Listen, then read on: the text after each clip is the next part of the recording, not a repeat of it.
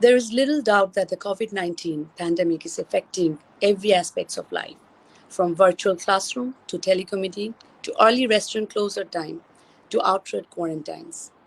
It can be very easy to slip into unhealthy eating habits during the stay at home period, but with a little thought and preparation, maintaining a healthy diet doesn't have to be a chore. Healthy eating is especially important for keeping your immune system in top condition. As we all know, the COVID 19 virus is affecting people who are chronically ill and elderly. Example would be those who have immunocompromised diabetes, obesity, and chronic respiratory illness. At the same time, we are all facing COVID 19. There's another war going on, and that war is maintaining our health. What does it mean to be healthy? What does it mean to practice wellness? So our topic for today is making health and nutrition a priority during this pandemic time. Hello everyone. I am Sanjida Bhuyan, founder of Protidhuni Foundation. To talk about this concept of healthy eating, I have asked Karthika Thirugnanam to join me for today's discussion. She is registered clinical dietitian and nutritionist from USA, but she's practicing in Tucker Medical, Singapore. Karthika, thanks for making time for us to Everyone. have. I am Sanjida Bhuyan, founder of Protidhuni Foundation. Okay. Hello. Yes. Yeah. Hi. Hi. Okay. Yeah. So, have you shared your our discussion thing on your Sorry. timeline? Have you shared Yes. on your? Okay. Yes, I am just gonna share it right now. Yeah. Okay. So yeah, I've given a little bit of introduction. All right. Thank So you so much, Sanjita, for for having me over, and it's so interesting. We were just discussing that COVID's all doom and gloom, and everything's kind of crazy, everything's kind of moving. But if not for COVID, she and I would have never met. I know. If not for COVID, people would not be so open to communicating with people from different backgrounds, with different knowledge bases, and things like that. All So, yeah, thank you for the opportunity. And hopefully, our discussion will be useful for people. So, before I start the discussion, Pratidhuni Foundation mourns on the National Mourning Day 2020, marking the 45th martyrdom anniversary of our father of the nation, Bangabandhu Sheikh Mujibur Rahman, and the members of the family who were brutally murdered on 15th August 1975. So, I think we can start the discussion. I'll ask you the first question. Okay. How does nutrition affect the immune system? We were all talking about the immunity and all this. So how does it interrelate Yeah. it? Yeah. Yes. So the main thing, about nutrition is that it defines your health, right? So the thing that defines health is metabolic health, right? Everybody's been hearing in the news that, people who have diabetes, people who have heart disease, people who have hypertension and things like that, they are having higher mortality rate when it comes to COVID-19. So COVID-19 is what we call the communicable disease, which means you can get it by contact, right? And then there's non-communicable diseases, which is diabetes, hypertension, kidney disease, all of these things, which are lifestyle related, right? And 70% of all deaths in the world, according to the World Health Organization, happens from these things, right? So if you don't have these things, like diabetes, heart disease, hypertension, kidney disease, then ultimately your risk of dying from any disease is reduced by 70%, Yeah. right? So essentially, and all of these are basically things that you can control through nutrition, right? You can prevent diabetes by good nutrition. You can reverse diabetes by good nutrition. You can prevent hypertension by good nutrition, and you can reverse it as well, So definitely nutrition can affect the immune system, not directly. So like if someone gets COVID-19, we're not going to cure them with nutrition, but if someone is inevitably going to be exposed to COVID-19, nutrition can definitely make them stronger when they're exposed so they can recover better, right? So that's essentially how nutrition affects your immune system. It makes you stronger as a person and gives you a better ability to fight when you are exposed to things like COVID-19 or pneumonia, or the influenza, or, pretty much infectious disease is I rampant know. regardless of COVID-19. Yeah. So that's how it affects your immune system. Okay. So, what to eat during the pandemic? I mean, people are like nowadays.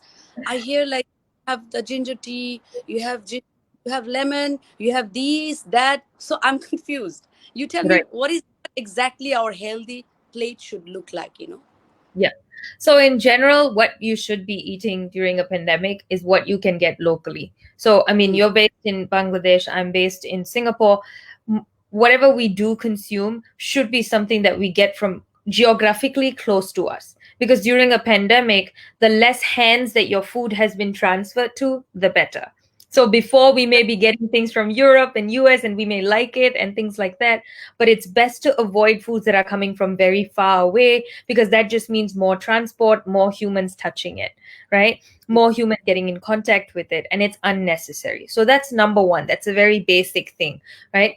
Number two, in general, is consuming foods that are predominantly prepared at home, right? So everybody's plate should essentially be made up of your vegetables, a source of protein, a source of fat, naturally occurring fat, and some starch, but hopefully not processed starch, right? Sanjita, are you still there? Yeah, yeah, I'm here. Yeah, Oh, okay. I just Yeah. Oh, you just put the spotlight on me. Yeah, and so that's essentially how we're supposed to be eating. We need to be eating foods that are closer to home. We need to be eating foods that are mostly prepared at home as much as possible, right? And we need to be making sure we're getting the different food groups, right? The vegetable food group, the protein food group, the starch food group, and then fluid intake, right? Making sure we're getting in enough hydration. And then there are a lot of things that you want to avoid as well, right? Maintaining good metabolic health during a pandemic basically means that you are maintaining energy balance, right? You need to be able to eat things that you can burn off. So you don't want to be eating concentrated calories. So like packaged foods and things like that, right? Snack foods, all these um, convenience foods that we always keep at home, yeah, but because before we used to go out. Yeah. I've seen it in Western world. Like the whole issue about going to supermarket and stack up food. So what they Yeah. did, I people stacking up all those canned foods. So I'm Mhm. sure those are healthy, like Right. canned noodles, beans, That's and the thing. So with canned foods, that was actually going to come up later, later in our conversation. But with canned foods, so some forms of canned foods are definitely not good. So you have these canned soups and things like that. They are a convenience food, but they're generally packed with a lot of additives and salt and yeah, flavoring.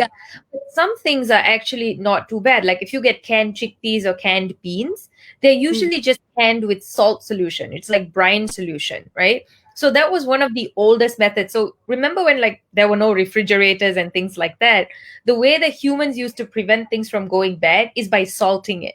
So essentially these chickpeas and beans, they're just stored in salt. So people can purchase them and then they can just wash out the salt. Wash it 3 or 4 times and they can significantly reduce that salt and they can actually use those beans. So you're right that some canned foods are really junk, but some, as long as we can identify them, can actually be a good part of pandemic eating, especially if you cannot go out shopping all the time and things like that. yeah. Absolutely, that's a very good point. Okay, so what kind of foods can one take to optimize immune function? Yeah.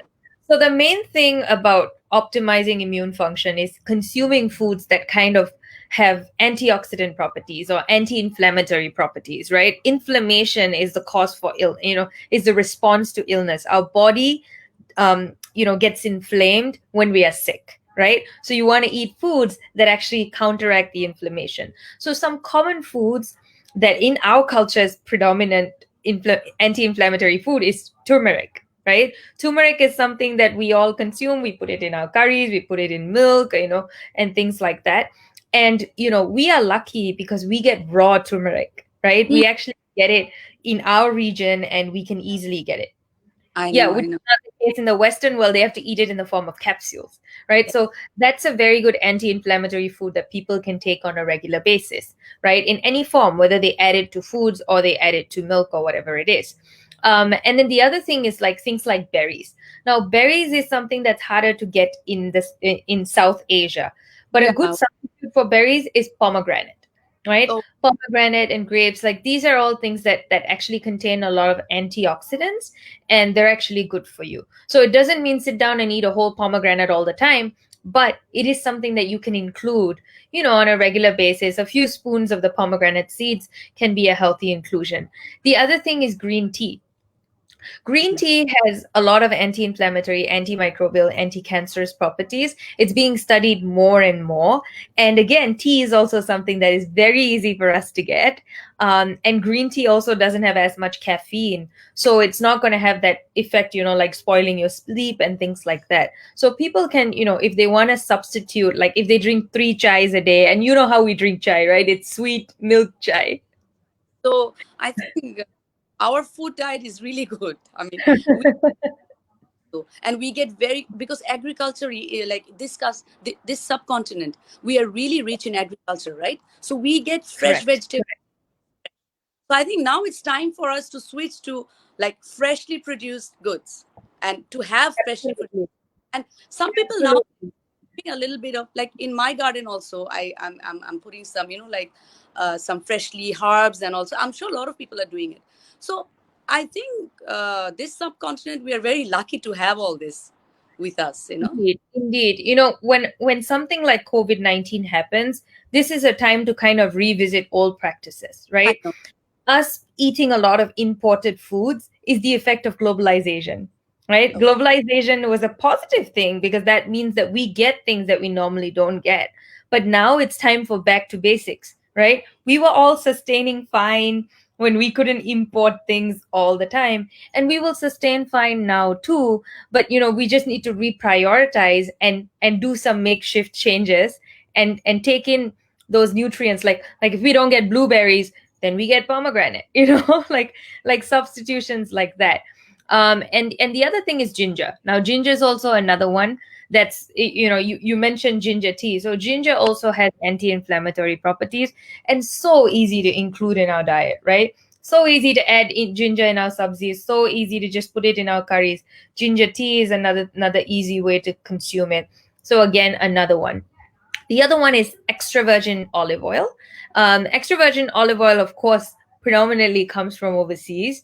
So that might not be as easy to get. But things like mustard and sesame oil, can be good substitutes for it. That's easy. That's more regional. Exactly. That's more regionally available, right? And the main thing about, what is anti-inflammatory, we've discussed, but not eating pro-inflammatory foods, right? These things are actually going to worsen the inflammation in your body and compromise your immune system further. And that's basically added sugars, right? Anything that has added sugar. Some of us, we eat biscuits and cookies with our coffee or tea as a snack, right? And then we are at home, we are stressed in a call, we start munching on some muffins and sweetbreads and fruit breads and things like that. Those are all added sugars, right? Naturally occurring sugars are things we get from fruits, things we get from sweet potatoes, things like that. Things that are coming from biscuits and crackers that we snack on, those we want to avoid, right? Because all of these things are empty calories. They're not offering you a lot of other nutrients, they're just offering you sugar, right? And then processed fat.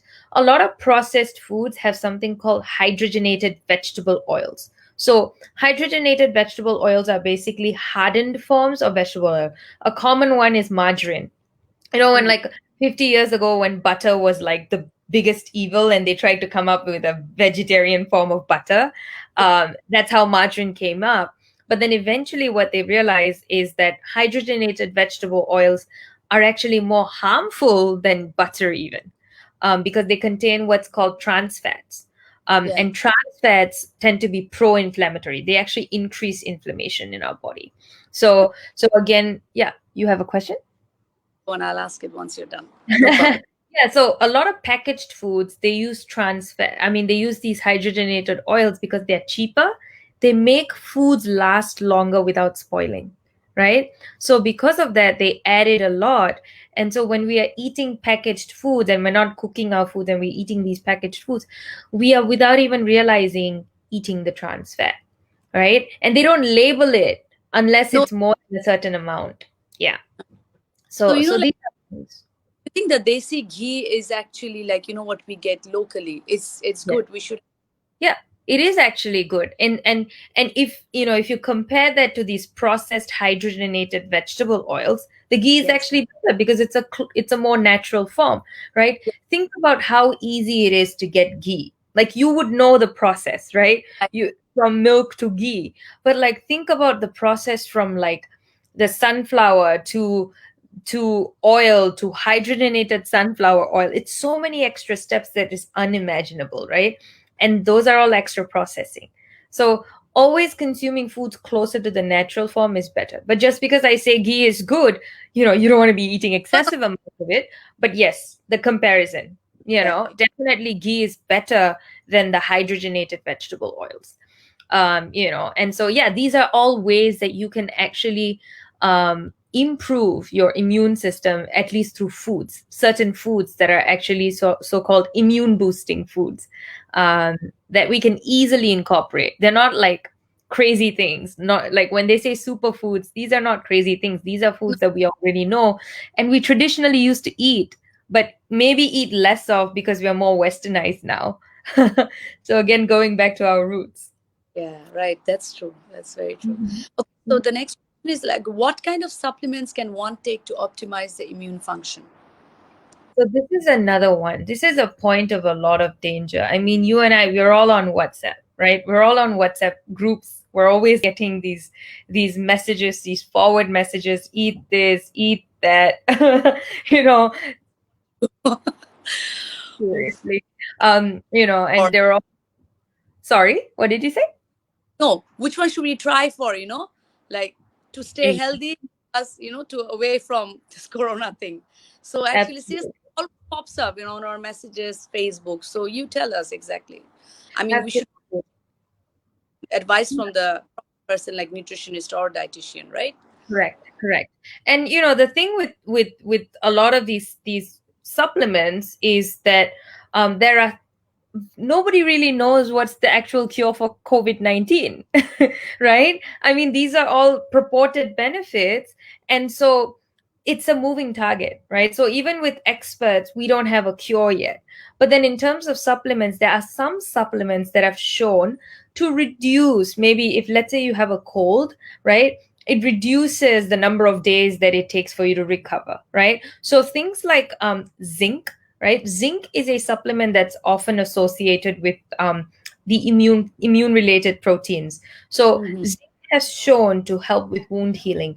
Zinc has shown to help reduce inflammation, right? So zinc in small doses, again in like 15 to 50 milligram doses, can be a good kind of protectant against getting any virus, not specifically COVID, but like getting the common cough or cold and things like that.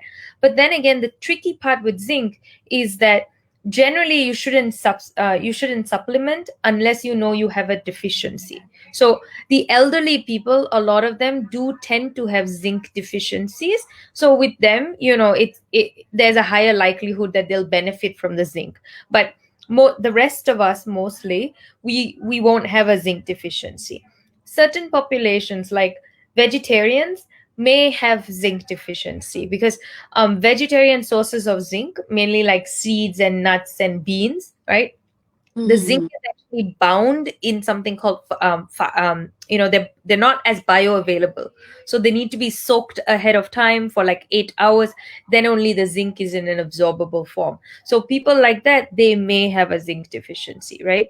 But for those people who eat animal foods, who eat relatively well, who are not over 65, they probably don't need that supplement. So zinc is one. The other one is vitamin C. I'm sure you've heard of this. Everybody is buying, like, you go to the grocery store, the pharmacy, and there's no vitamin C left on the shelf, right? You would think that that's like paracetamol Oh, or something like that.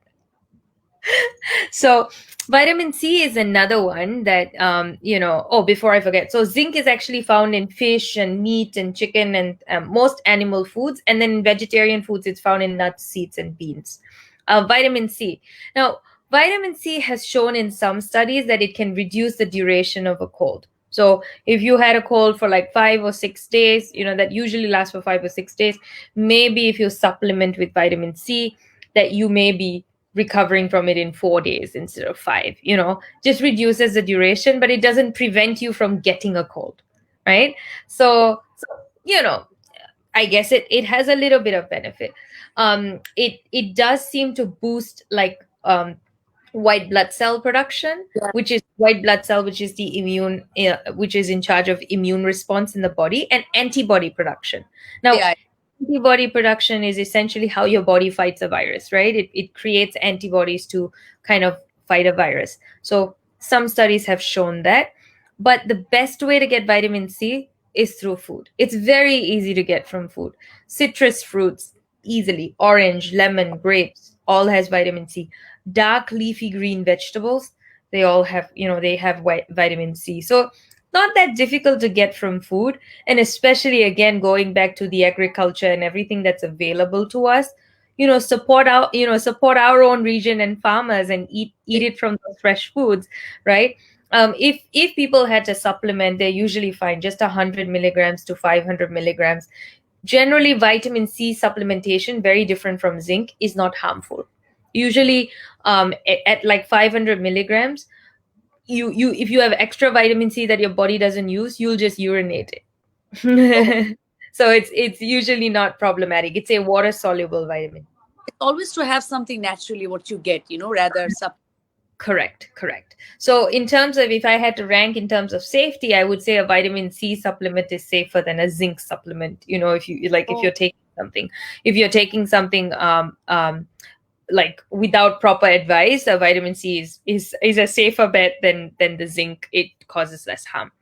The next one is selenium. So selenium, like especially among the elderly, about 10% of the elderly population over the age of 65, they tend to have selenium deficiency, right? So and selenium also reduces inflammation when the body has infection. So again, selenium, it's so easy to get from food, right? Brazil nuts, right? it yeah. has a very I, good content. But if you can't get Brazil nuts, fish like salmon yes. fish has Yes. selenium. Yogurt, right? Curd, you get it quite easily, has selenium. Meat and whole grains, so not the processed refined grains, but whole forms of grains like buckwheat and things like that, they tend to contain selenium as well. So not the polished rice, but like maybe the brown rice, not the maida, but like more whole form of atta and things like that, they do contain selenium. Like, Okay. Yeah. So whole grains. it's okay. And then the last one in terms of vitamins and supplements, vitamin D. Now, we live in places where both Singapore and Bangladesh, lots of sun, but we're not going out. No, a lot of with We're all on lockdown. And about 70%, some estimates, like about 70% of the South Asian population has insufficient levels of vitamin D. Now, these are all approximates, right? Because you're not testing everybody. Um, no, no. that's mainly because a lot of times, when we have darker skin tone, we actually don't absorb the vitamin D as well. Number one. Number two, it's also because most of us are not working in traditional jobs that our grandparents used to work in, right? No.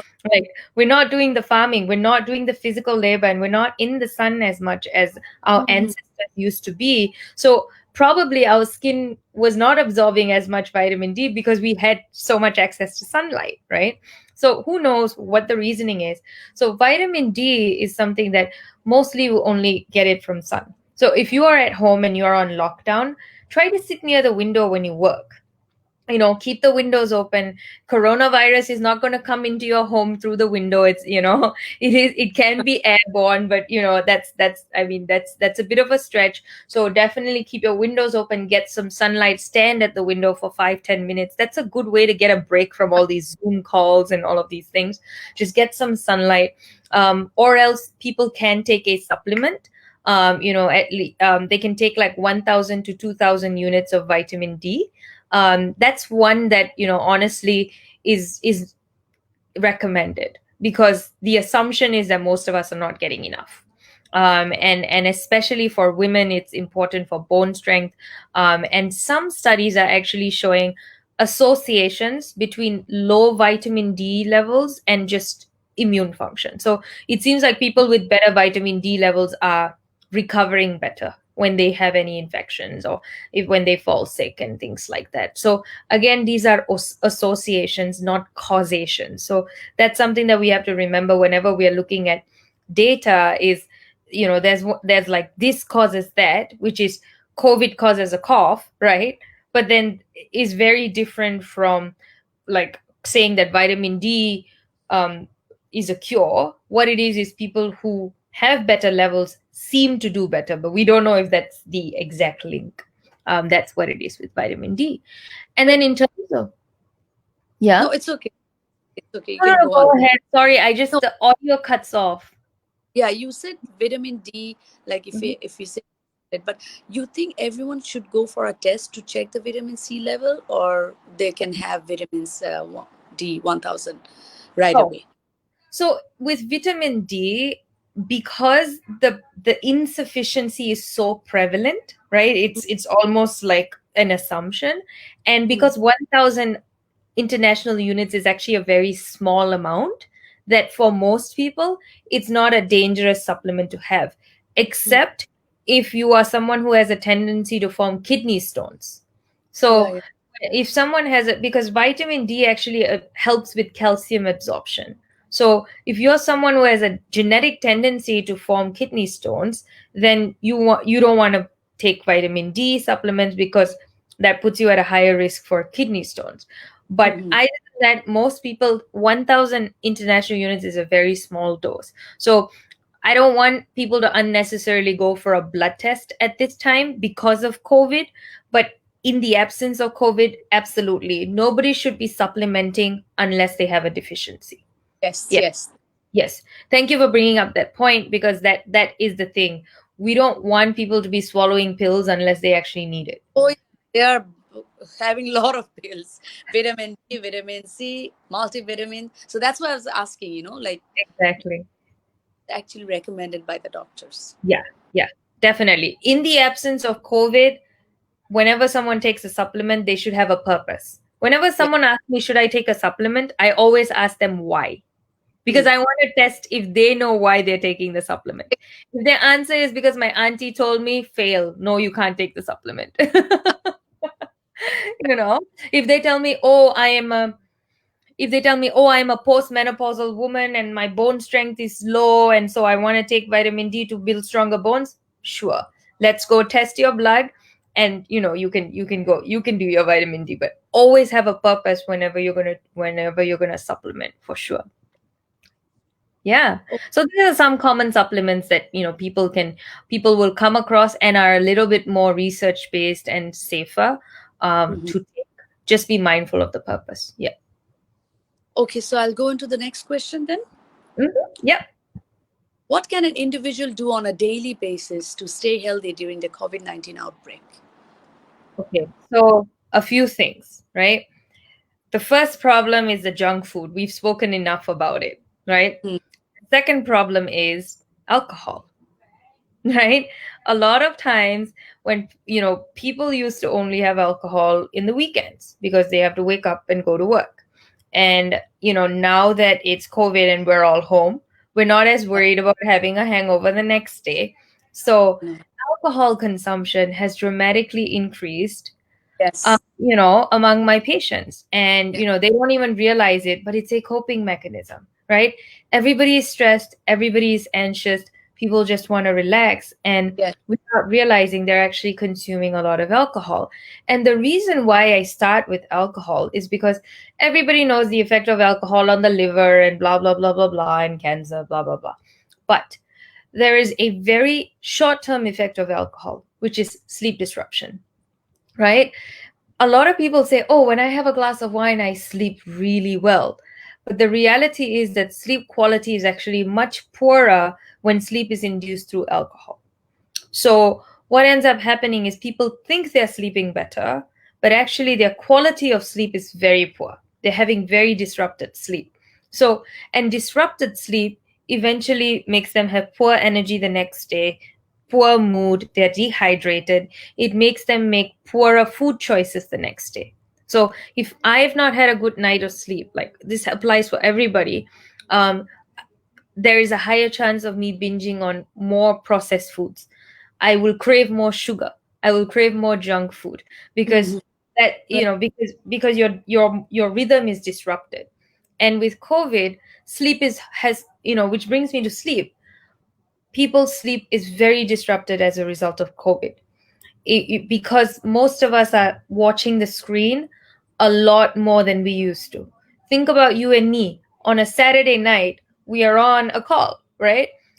I On know. average, everybody's doing that.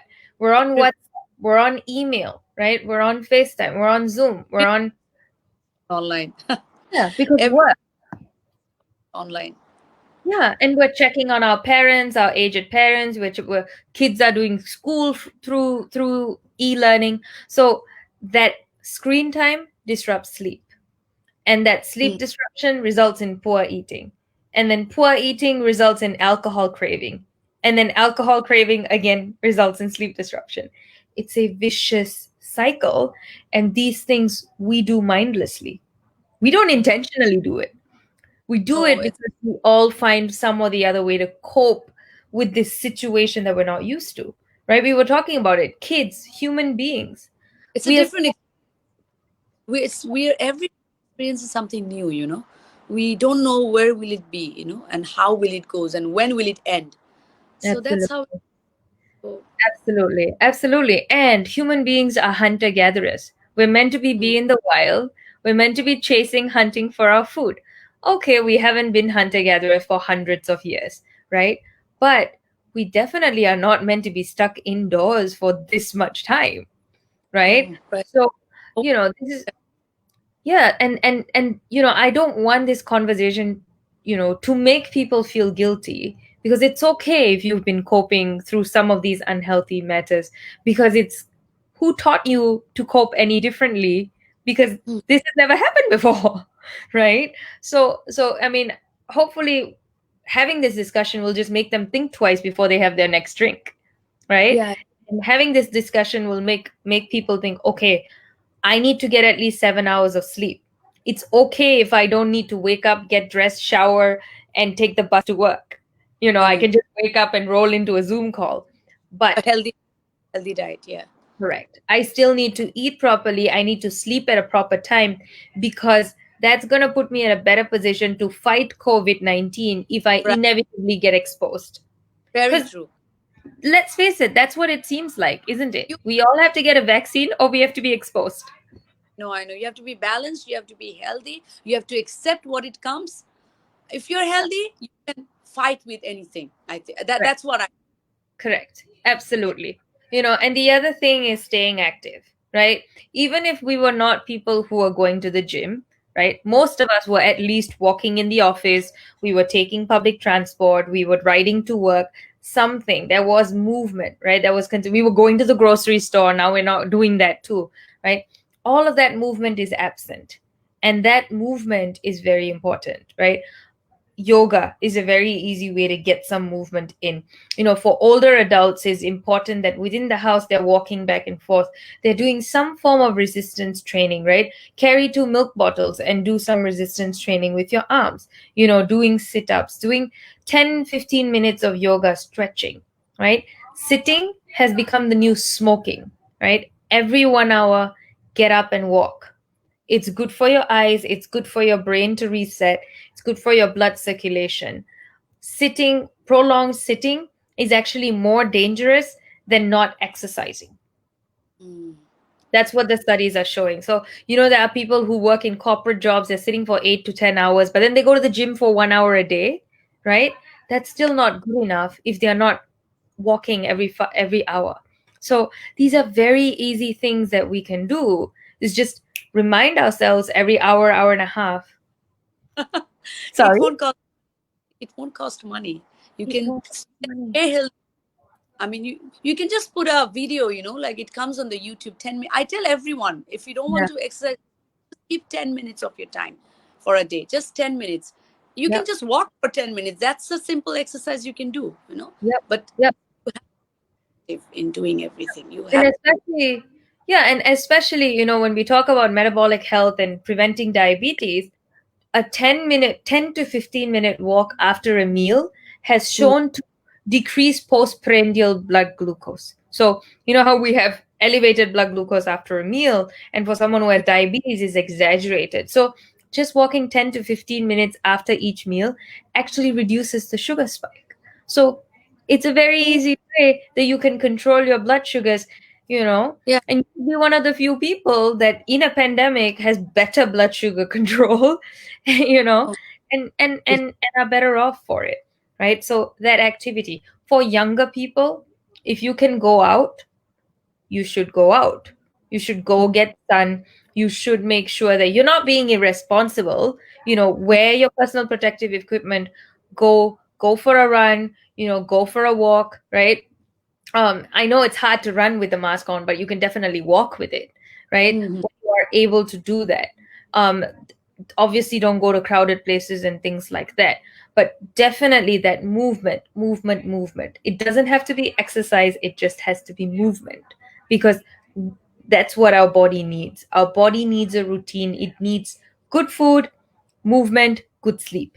These are all easy things that you can do on a daily basis, right? Think about what you're eating, think about whether you're moving, and then sleep.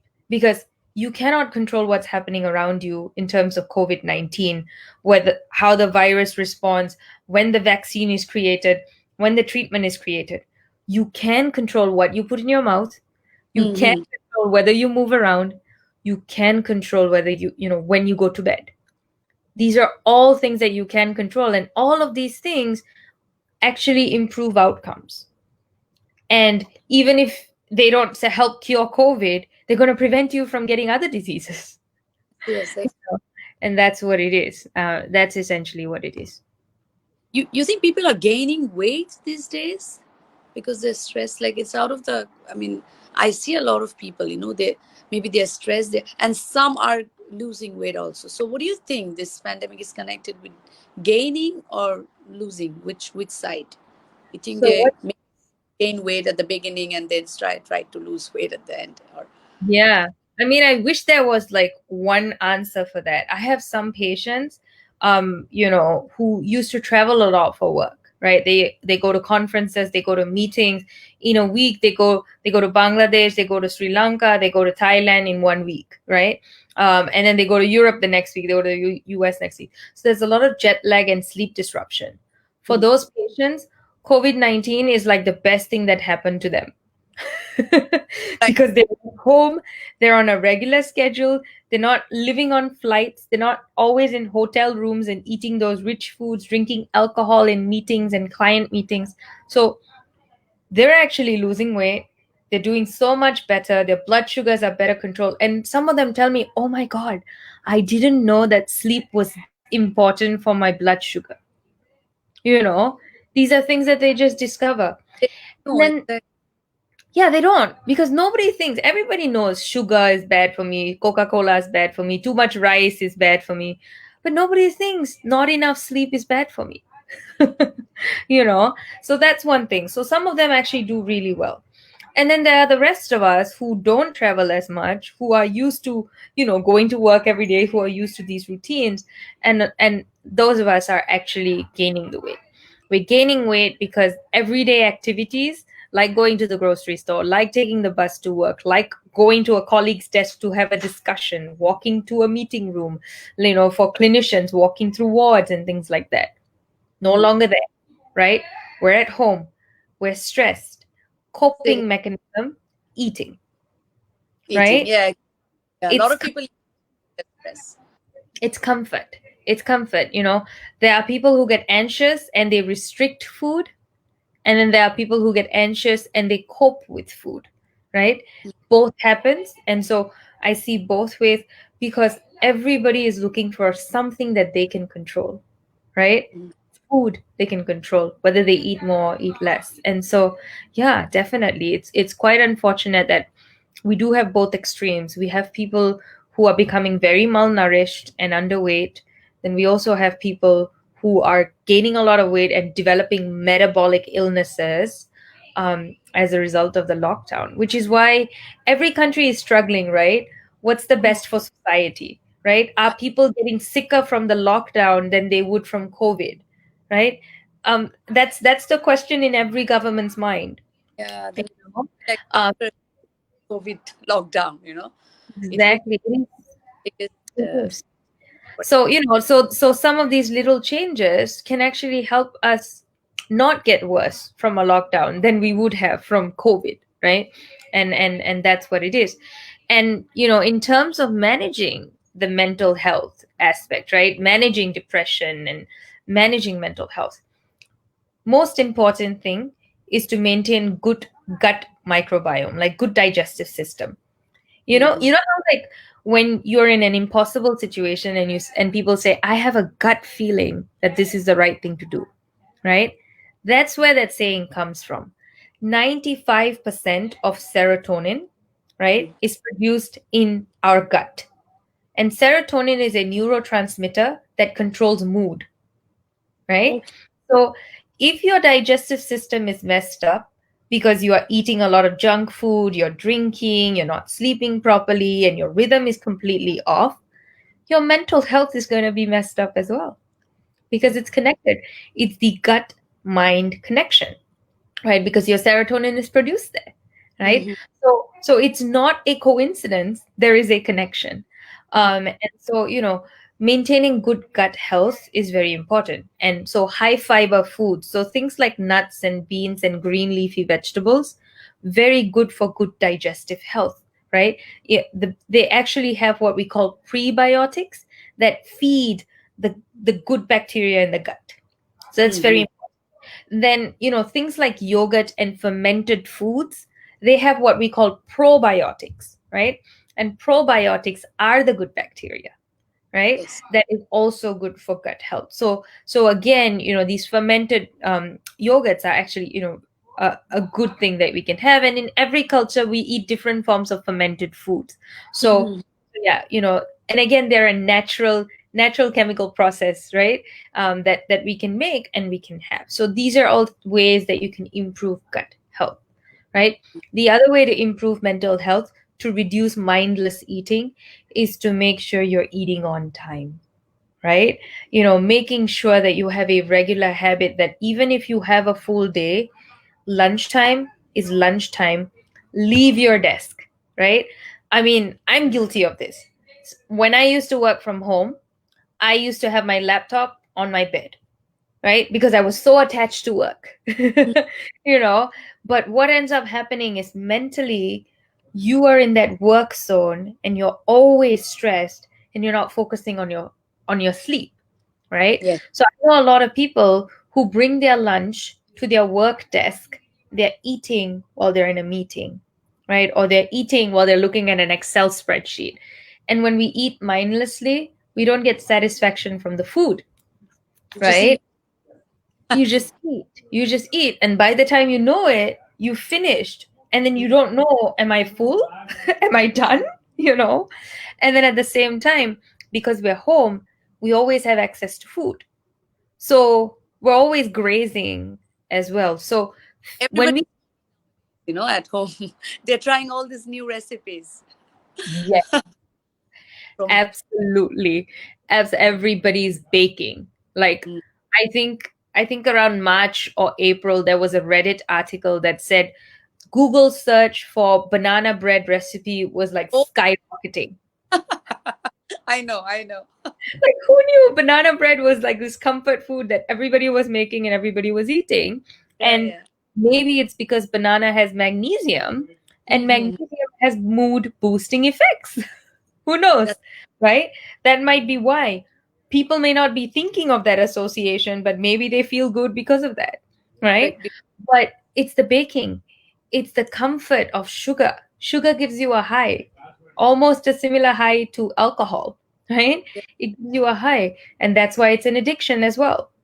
So, you know, comfort baking, because we have so much time, right? Moms at home are all like, It's because people are not having outside food, I mean, the takeaway has gone down. So I mean, even pizza is being made at home. So everybody's like baked and everybody's into baking. So I think one thing is good that they're eating healthy, I think, yeah. because nothing from outside, there's no outside food.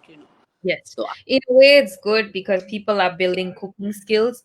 Kids hmm, that are home because their college dorms kick them out, yes, they're picking up some cooking skills. So when they do go back, they don't order takeout as much because they have these skills. I Another know. way is good because they have control. They're making it themselves, so they have control over the ingredients. They know how much flour they're putting, how much salt they're putting, how much fat they're adding. So that way is good. But in another way, it's negative because if I wanted pizza and I had to go out to get it, I have it once a month. If I can Oh, make pizza at yes, home, you'll have it once. so, I always tell my patients, I don't look at foods as good food or bad food. I look at them as sometimes food and all the time food, right? My all the time food, Yeah, because they keep me making cookies. Yeah, so they tell me every other day, why don't you make cookies? I'm like, okay, I'll make it, because if I would get something outside, they would have never ordered. Like I could make some excuse, but now they know their moms are making foods, so they can order every other day. And that's exactly. Exactly. And like these things that used to be treats, right? yeah, Like if you have a puja or if you have a festival or you have a birthday or a gathering, that's when you get cookies. That's when you get cake. But now you get cookies at home. You get pizza at home.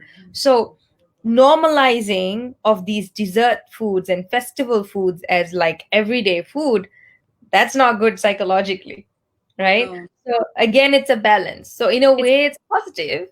yeah, it's Yes. very easy now. Very easy to get carried away. And again, it's normal, it's human to get carried away because we are all habitual creatures. You know, Mm-hmm. learning a habit takes time. So if you're baking a cake and you consciously tell yourself, I'm going to do it only once a month, COVID or no COVID, I've Hmm. learned to do something, I'm only going to do it once a month, then you are still in that habit of only having it once a month, Yeah, right? it's it's it's things like that.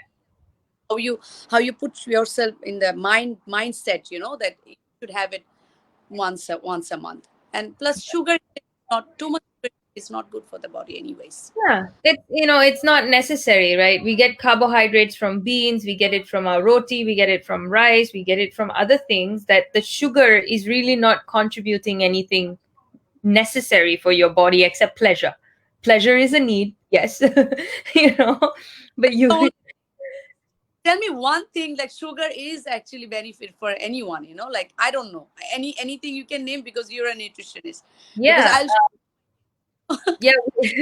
We use something called dextrose solution when someone is very dehydrated in the hospital and we need to rehydrate them, in a hospital setting. Either than that, you know, nobody needs added sugar in their life. I It's a want, it's not a need, right? design. Yeah. Yeah. You get glucose by breaking down carbohydrates. So as long as you're eating other carbohydrates, you know, you're usually fine. You don't need sugar to get glucose in your blood. So yeah, it's very controversial fact that sugar is a want and not a need. Yeah. But yeah, I mean, and that's just the reality. But yeah, eating on time is important. Making sure that the baking and the treating yourself should really be a treat. Then you'll appreciate it more, you Yes. know and it'll actually taste better when you only have it once a month. If you have it every day, you'll get sick of it as well. um and then just other things like cultivating a safe environment, making sure that you are working where workspace is, eating where eating space is, sleeping where Mm-hmm. sleeping space is. Don't go to bed with your laptop. Don't eat your lunch in front of your laptop. things like that. Seem very basic, but all things that we've gotten used to doing these days. I mean, I'm guilty. I'm sure you're guilty. Everybody's Yeah, guilty of doing it. you know, like like when you get up from the bed, the first thing you see is your phone, and the last thing you see you're going to sleep is your phone. We have to change our habit, like for good, for not for this, for Yeah. like all. We all need those traditional alarm clocks. Yeah, yeah. Right, that's usually our excuse to keep our phone, right? Oh, my alarm is set in my phone. And like we need traditional alarm clocks so that literally we get that 7-8 hours of sleep for sure. I Yeah. go to my next question is, I think it's more or less the same, but it's like now people are stressed and anxiety, obviously, and it Yeah. has a and it has a role in appetite. So how to address mental health during pandemic, like. So yeah, I think we pretty much covered that aspect in in our long discussion about kind of coping with some of these appetite changes. Yeah, I mean the main thing with mental health is if you know that your mind is racing, right, Mhm. then you give yourself structure, right? In the ideal world, we should, I would say, eat when you're hungry, stop when you're not. But Mm. when you are under so much stress and anxiety, you sometimes lose the ability to self-regulate. So create a structure. 9 o'clock is breakfast time, 1 o'clock is lunchtime, 7 o'clock is dinner time. Have a structure and stick to it, because most of us, when we're in that point, we don't have the ability to self-regulate, so we need some external help, right? And eventually we'll get used to it. Yeah, because I remember when this thing happened and I know that I have to stay at home. I was not going Mhm. like a super busy person Yeah. before. So I set my mind from the day one that, I need to have a Mhm. balance, and I'm not going to eat if I'm not required to eat more. Like, I'm not going to if I'm not hungry. So if you Yeah. can set your, and I also kept an insight that I need to do a lot of exercise, because sitting idle is also bad. So I mean, if you can put your mindset, like you have to do, and a timing, like what to do at what time, then I'm sure you can lead a very healthy life. And I'm sure a lot of people are doing it. It's not just me. A lot of people have a balanced life, and they had a balanced life. They really continue doing. Absolutely. And the key is always one step at a time, right? Yeah. Everybody is not bad at everything, right? No. Like for some people it's sleep, for some people it's their intake, for some people it's their exercise. So acknowledge which is your weakest point, right? Hmm. And work on that, right? If you're someone who's not moving every hour, then at least move every 3 hours, right? If Mhm. you're someone that's not exercising at all, tell yourself, okay, today I'm going to do 5 minutes of yoga, right? Tomorrow I'm going to do 6 minutes. And the day after tomorrow, I'm going to do 7 minutes. And you slowly build up, right? Rather than saying, okay, from today, I'm going to change my diet, I'm going to sleep better, I'm going to exercise, and then you fail at everything, right? Yes. Yes. Baby steps, and it's not about perfection, it's about progress, Progress. right? Yeah. That. You don't want to be walking backwards. As long as you're walking forwards, how fast you walk is not, is not a big deal. Yeah. Yeah. 10 minutes exercise, a good exercise would be enough for the day, I think, rather doing, I mean, there are some people, they do 1 or 2 hours exercise. So I would recommend, do a little bit. You can increase day by day, but do something which is Yeah. perfectly. Do Whatever is sustainable, right? yeah. Whatever is sustainable is going to be what you want to do. But at the Hmm. same time, make sure you're pushing yourself a little bit more each time, because habit, right? Habit forming. So yeah, and essentially start slow and build up. Yeah. So I think we've reached the last question. What should I do to prepare in the case my family or to need to self isolate? Like if I have to, like a lot of people wants to go for self isolation. Is there any Yeah. preparation to do? Like. Absolutely.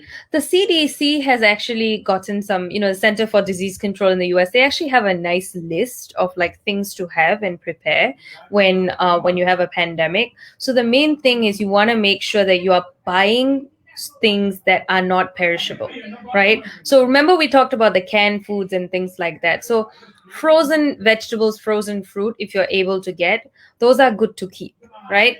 Frozen forms of fish and chicken and things like that, good to keep as well, right? because these will last at least for a 2 week period, because that's like the cycle, right? The 2 week isolation. The other thing is beans, legumes, pulses, dried beans. We all have them, our dals and all of those things. They last a really long time in the shelf. So buy sufficient amounts that will last you and keep that in the shelf, because it's not going to go bad for No, 4 6 months, right? So those are things that you want to keep. Eggs, right? The thing with eggs is if you keep it outside the refrigerator, it lasts about 7 days. But if you keep it in the refrigerator, it can last 4 to 6 weeks. So eggs, again, an excellent source of protein, very easy yes, to make, very versatile. You can use it in different recipes. So eggs are another thing. In terms of grains, buy dried grains, right? Like rice, atta, things like that. Make sure you have them, and so that these things don't go bad. People are hmm, always tempted to buy instant noodles like Maggie and things like that, yeah, right? And you can keep it, just for a change, but yeah, focus on buying the whole grains. hmm, Buy the whole grains, because you want to 80% of the time you want to be eating whole grains, unpolished grains, right? And then 20% of the time, if you want to have a little bit of the Maggie or any sort of instant noodles, that's fine, right? And the other thing that sometimes is important in the event that you do have a viral infection, whether it's COVID or anything else, it's important that people keep electrolyte tablets with them, unsweetened electrolyte tablets. Because remember, we discussed how, like, when people get dehydrated, like when someone has a fever, hmm, even if they're not taking antibiotics, right? Like, we all get fevers, not everybody takes antibiotics. In order for the body to recover, the main thing it needs is fluids. fluids. Always drink fluids. So it's important that people keep some electrolytes at home, Hmm, but hard to find, but find one that doesn't have sugar added in it, right? okay. So that's something that people can keep. The easy homemade electrolyte is water, salt, squeeze of lemon. Water, Easy. Water, really salt, and a squeeze of lemon. Yeah, yeah. a lot of lemon water, but yeah, you're right. You're right. Yeah, Okay, so very easy electrolyte combination. And if okay, people want, they can add a little dash of sugar in it, if they want to just like, or honey, just to make it a little bit more palatable. Very easy homemade electrolyte solution. But okay, again, if they have the luxury, they can buy the electrolyte tablets and keep that. The other thing is milk, right? We all we want curd, yogurt, milk. You can make curd at home, but you need milk for that. So you can yes, get Tetra packs of milk, like those UHT milks. You can purchase those and just keep, because those, again, they don't take up space in the fridge, right? hmm, And they will last for a longer period of time. In terms of COVID and things like that, they advise that you keep like painkillers and fever relievers. So things like paracetamol and all of that. You want to keep a good supply. Cough medicines. I mean, any over the counter cough medicines, just good to have as a backup supply. Always try and allow your body system to like recover on its own. But these are just things that in a pandemic situation you want to keep as a backup, I right? know. And Okay, then, yeah, and then basic things, thermometer, pulse oximeter, things like that. So there is a lot of preparation that you can do in the event that you are going to be in a lockdown situation. These are all things that you want to keep, right? Dried beans, dried grains, right? Then something you have easy. Yeah, easy to prepare. Where are you going to get your protein from? And then when you have frozen vegetables and things like that, you're still getting your fiber, right? hmm, Just to have a little bit more variety. Yeah. So these are all just some steps that you can take if you are going to go on a lockdown with your family and self isolate. okay, yeah, that was very informative actually. I mean, you have there's so many things that I learned, and I'm sure the viewers also learned a lot of things from you. And thanks a lot, Kartika. I'll just end the session a little bit. Let me just I'll uh, I have covered all the question. I have covered everything what I wanted to ask you. So let's end this session then. Yeah. All So right. no, no, yeah. I'll just end it. I'll have some endings words. Yeah. Mhm. So when global health pandemic strikes, we are bound to feel more concerned than usual about staying strong and healthy. As until a vaccine is accessible, our immune system will need to adapt unaided to COVID 19. That is said by the World Economic Forum. Good nutrition is always important, but during this pandemic, It's even more important because a well balanced diet of nutritious food helps to support a strong immune system. Healthful food are essential not just in terms of protecting us during pandemic, but also continuing to help protect and optimize our overall health. Karthika, I want to thank you for taking time today to shed some insight about this concept of pandemic nutrition and how we really can make the connection of food to our bodies, particularly our brains. Thank you so much for giving us time from your busy schedule. It was nice to meet you. And it's really good. I mean, I always tell people coronavirus, yes, we're learning each day. I mean, because of coronavirus, I've met you and I'm meeting a lot of people through online. I Yes. mean, I make good friends. And one thing I've discussed, I want to tell all the viewers, one thing I've discussed with Karthika, that once a month from Pratidhani Foundation, I've requested her, we can start a topic and we can just discuss on a topic 40-45 minutes of a nutrition session during this COVID time. And Karthika, one more question before I want to end this session. You are in the metabolic diet thing, right? Could you tell us a little bit about the metabolic thing? So yeah, yeah, no, definitely. So metabolic health is basically a state in which your body is in balance, right? So essentially, if your blood glucose is in control, your blood pressure is in control, your triglycerides are within a normal level, right? These are all things that, when in balance, you are in good metabolic health. When they Mhm. are off, you have diabetes or hypertension or obesity and things like that. So metabolic health is essentially a terminology that is used to say when your body is at balance, right? When all of these, it's energy balance, basically energy in and energy out. That's what it is. And in the context of COVID, people with good metabolic health are able to fight COVID better. People with poor metabolic health seem to be more likely to be admitted in hospitals because of COVID, and they seem to have poorer outcomes. So they're less likely to come out of the hospital without a lot of damage done. Yeah, so Mhm. that's why metabolic health is such a key and a big part of our discussion today.